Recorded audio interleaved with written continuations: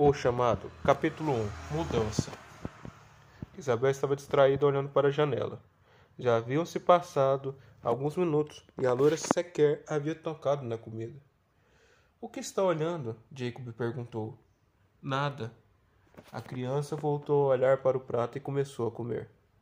Um momento silencioso se passou entre os dois. Jacob, que acabara de perder a esposa, se perguntava como iria criar uma criança sozinho. Querendo ou não, a responsabilidade era enorme e o peso disso estava por completo nos seus ombros. Olhando o desânimo da criança, não sabia dizer se era pela mudança ou pela morte recente de sua mãe. Deixar a antiga casa não estava nos planos, mas o homem sentia que não poderia superar a morte da amada, estando no ambiente no qual viviam juntos, no qual decidiram construir uma família. Isabel, no entanto, odiou se mudar.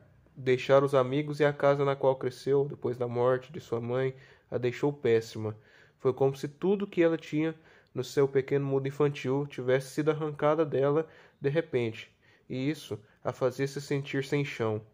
A menina não tinha mais do que se apoiar, e culpava o pai por isso. Por tudo, menos pela morte de sua mãe. Mais uma vez, a loira deixou seu olhar se perder entre as árvores. Como seu pai pode escolher aquele lugar?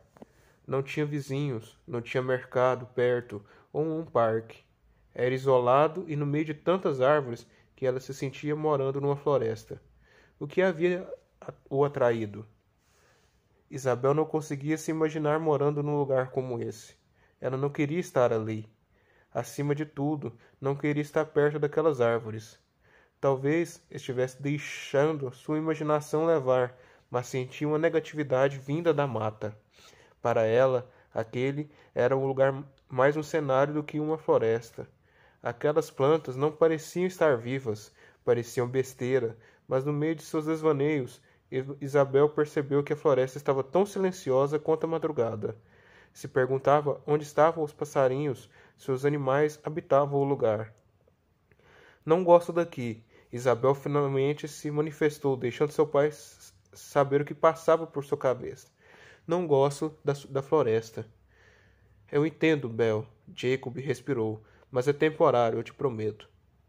Mas eu não entendo. Desviou o olhar das árvores para encarar o pai.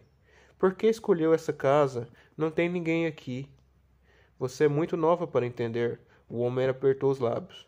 Só saiba que vão sair daqui assim que possível. Isabel disse mais nada. Mas a insatisfação com a resposta que teve estava estampada no seu rosto. Logo a menina concluiu que a resposta só podia ser uma: dinheiro. Com 10 anos, ela já era muito mais esperta do que seu pai pensava, e isso a irritava. Ela queria saber mais, queria entender, mas sempre tinha que descobrir por si mesma, ouvindo conversas atrás das portas e fazendo suas próprias deduções. Se saberia de um jeito ou de outro, não entendia a razão pela qual seu pai escondia tantas as coisas dela. E a menina estava certa, era dinheiro. Seu pai não queria revelar que a renda estava curta e com o dinheiro de fotógrafo não conseguia muita coisa.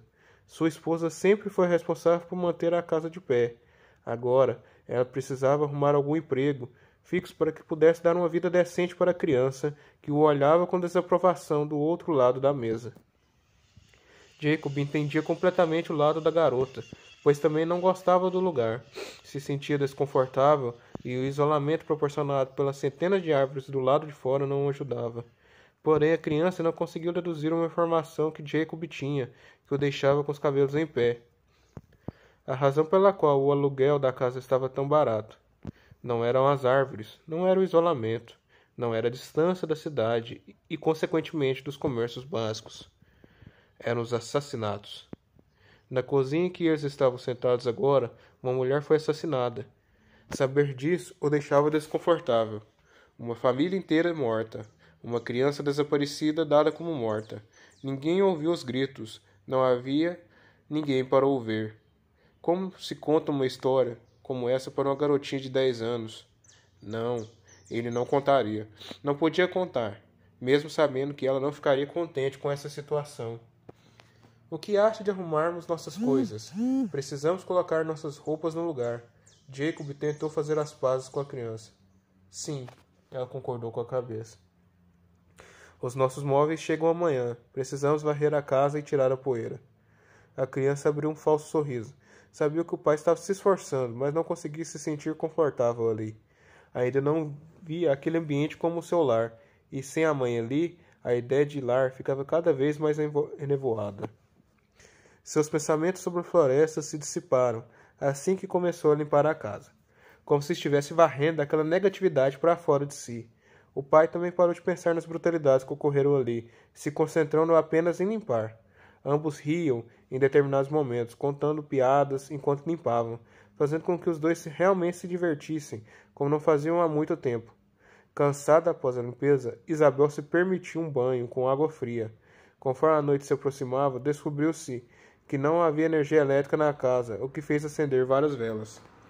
Sem energia elétrica, sem banhos quentinhos, Isabel não entendia como aquele lugar poderia ser a casa dela. A ideia simplesmente não entrava em sua cabeça. Temporário.